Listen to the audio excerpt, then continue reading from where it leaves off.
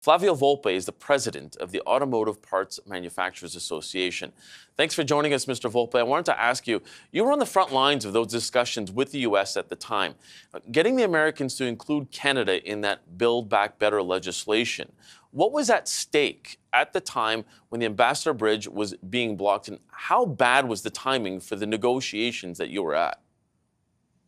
Couldn't have been worse. The Americans had proposed legislation that had a tax credit that was available to buyers in the U.S. on cars only made in America. Here we make 2 million cars and sell 85% of them to the U.S. So hundreds of thousands of jobs in this country relied on our ability to change that made in America to made in North America. And the chief proponent of that made in America only piece of legislation was Debbie Stabenow, senator from Michigan. At the time that we were trying to negotiate inclusion of Canada, we have a blockade of a bridge that caused for the closure of plants on both sides of the border and all the way down to Kentucky.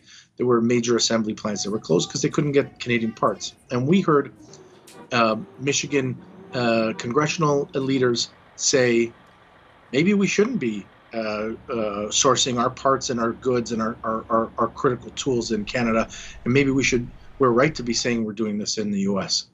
And so it was a very precarious time, and the context of the time couldn't have been worse timing with Canada-U.S. trade relations.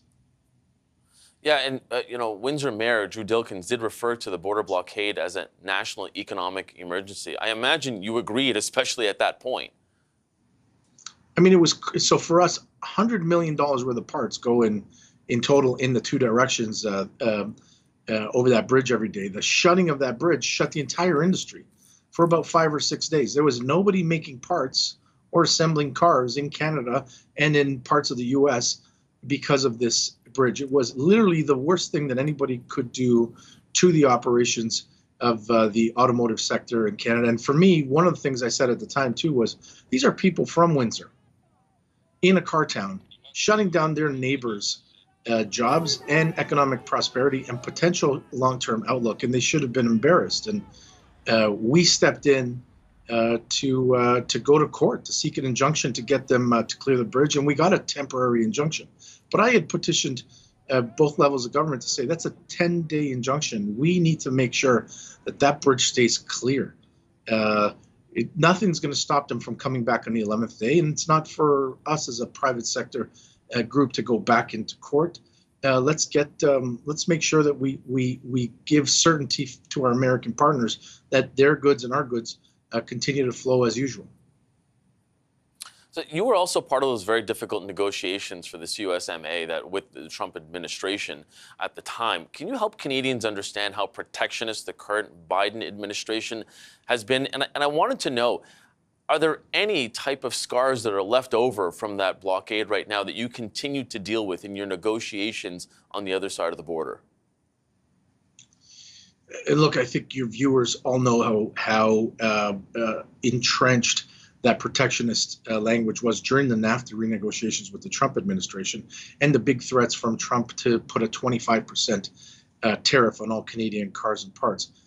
But what we don't know is that this measure that was proposed at the time by the Biden administration, $7,500 up to $12,500 of subsidy on cars only made in the U.S., was the equivalent of a 33% tariff. It was more protectionist than anything that we had experienced during the Trump administration. It would have crippled, if not ended, the auto sector here north of the border. We're in critical negotiations. We're doing a lot of bilaterals. Your viewers might remember that the Prime Minister himself went down to meet with Biden several months before that, and Mary Ng and Chrystia Freeland and Francois-Philippe Champagne were all meeting their counterparts, and we probably met with 10 senators and congresspeople who were important swing votes on this.